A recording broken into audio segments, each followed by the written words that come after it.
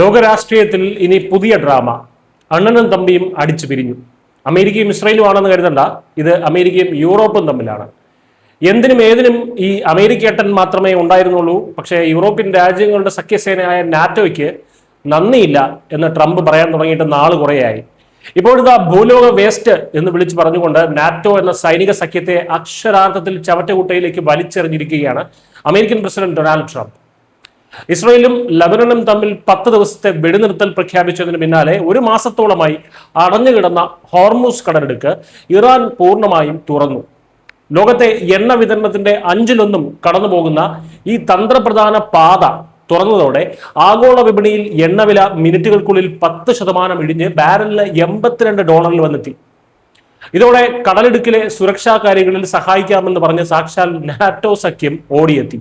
എന്നാൽ നാറ്റോ തികച്ചും ഉപയോഗശൂന്യമായ ഒരു സംഘടനയാണെന്ന് വിശേഷിപ്പിച്ച ട്രംപ് അവരുടെ വാഗ്ദാനം പുച്ഛിച്ച് തള്ളി. ഇനി നിങ്ങളുടെ സഹായവും വേണ്ട, ഒരു മണ്ണാങ്കട്ടയും വേണ്ട, ഞങ്ങളിൽ നിന്ന് വിട്ടു നിൽക്കുക എന്നാണ് ട്രൂത്ത് സോഷ്യലിലൂടെ ട്രംപ് നാറ്റോയ്ക്ക് നൽകിയ മറുപടി. ട്രംപ് പിണങ്ങി എന്ന് സാരം. ഇതൊക്കെയാണെങ്കിലും ട്രംപിന്റെ ഈ ഒരു കടുത്ത അമർഷത്തിന് ഒരു ന്യായമുണ്ട് എന്ന് തന്നെ പറയണം. ഹോർമൂസ് കടലിടുക്കിൽ അമേരിക്ക നാവിക ഉപരോധം ഏർപ്പെടുത്തിയ സമയത്ത് ആ നീക്കങ്ങളെ പിന്തുണയ്ക്കാൻ നാറ്റോ വിസമ്മതിച്ചിരുന്നു. ഇപ്പോൾ കടലിടുക്കിലെ സാഹചര്യം ശാന്തമായപ്പോൾ അവർ സഹായവുമായി വരുന്നത് അവരുടെ കപ്പലുകളിൽ എണ്ണ നിറയ്ക്കാൻ വേണ്ടി മാത്രമാണെന്ന് ട്രംപ് പരിഹസിച്ചു. അമേരിക്ക വൈകാതെ നാറ്റോയിൽ നിന്ന് പിന്മാറിയേക്കും എന്നതിന്റെ വ്യക്തമായിട്ടുള്ള ഒരു സൂചന കൂടിയാണ് ഈ സംഭവം നൽകുന്നതെന്ന് രാഷ്ട്രീയ നിരീക്ഷകർ വിലയിരുത്തുന്നു. കടലിടുക്ക് തുറന്നെങ്കിലും ഇറാന്റെ മേലുള്ള അമേരിക്കൻ നാവിക ഉപരോധം 100% സമാധാന ചർച്ചകൾ പൂർത്തിയാകുന്നത് വരെ തുടരുമെന്ന് ട്രംപ് വ്യക്തമാക്കിയിട്ടുണ്ട്. ഇറാന്റെ വിദേശകാര്യമന്ത്രി അബ്ബാസ് അരാക്ചി ഈ കടലിടുക്കിനെ ഹോർമൂസ് എന്ന് വിളിക്കുമ്പോൾ ട്രംപ് അതിനെ ഇറാൻ കടലിടുക്ക് എന്നാണ് വിശേഷിപ്പിക്കുന്നത്. നിലവിൽ ഇറാനുമായിട്ടുള്ള സമാധാന ചർച്ചകൾ പാകിസ്ഥാനിലെ ഇസ്ലാമാബാദിൽ പുരോഗമിക്കുകയാണ്.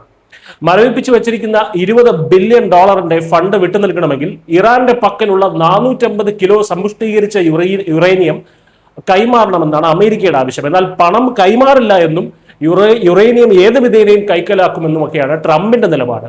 ഞായറാഴ്ച ഇസ്ലാമാബാദിൽ 2ാം വട്ട ചർച്ചകൾ നടക്കും. ഇതിനിടെ പശ്ചിമേഷ്യയിൽ മറ്റൊരു നിർണായക പ്രഖ്യാപനവും ട്രംപ് നടത്തി.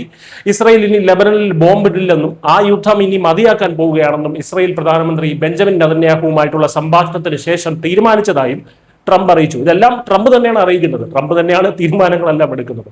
ലബനനിലെ ഹിസ്ബുള്ളയുമായിട്ടുള്ള പ്രശ്നങ്ങൾ ഇനി അമേരിക്ക നേരിട്ട് കൈകാര്യം ചെയ്യുമെന്നും അദ്ദേഹം ട്രംപ് വ്യക്തമാക്കിയിട്ടുണ്ട്. ഏപ്രിൽ 21 നിലവിലെ വെടിനിർത്തൽ കാലാവധി അവസാനിക്കുമെങ്കിലും ചർച്ചകളുടെ പുരോഗതി അനുസരിച്ച് ഇത് നീട്ടാൻ ട്രംപ് തയ്യാറായേക്കും. എന്നാൽ കടലിടുക്കിലൂടെ പോകുന്ന വിദേശ കപ്പലുകൾക്ക് നികുതി ഏർപ്പെടുത്തണമെന്ന ഇറാന്റെ പുതിയ ആവശ്യം ചർച്ചകളെ കൂടുതൽ സങ്കീർണമാക്കാനുള്ള സാധ്യതയുമുണ്ട്.